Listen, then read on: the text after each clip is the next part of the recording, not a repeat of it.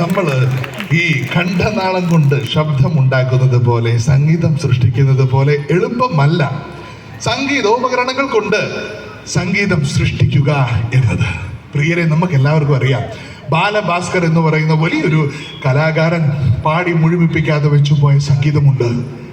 ആ സംഗീതം അദ്ദേഹത്തിന്റെ ശിഷ്യർ ഇന്ന് നിങ്ങളുടെ മുൻപിൽ കേരളത്തിന്റെ ലോകത്തിന്റെ പല ഭാഗത്ത് അവതരിപ്പിക്കപ്പെടുമ്പോൾ വയലിൻ എന്ന് പറയുന്ന മാന്ത്രിക സംഗീതത്തിന്റെ ആ വിസ്മയവും ഇവിടെ ഇതാ നിങ്ങൾക്ക് മുൻപിൽ വീണ്ടും അവതരിപ്പിക്കപ്പെടുന്നു.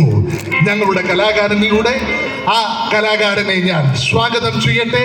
ആ സ്വാഗതത്തിന് മുമ്പ് ഒരു പ്രധാനപ്പെട്ട കാര്യം പറയാനുണ്ട്.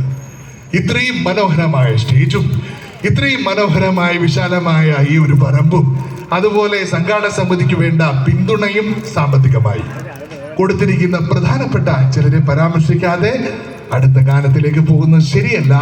നന്ദിയോടെ ഓർക്കട്ടെ, പിട്ടാപ്പള്ളി ഏജൻസീസ്.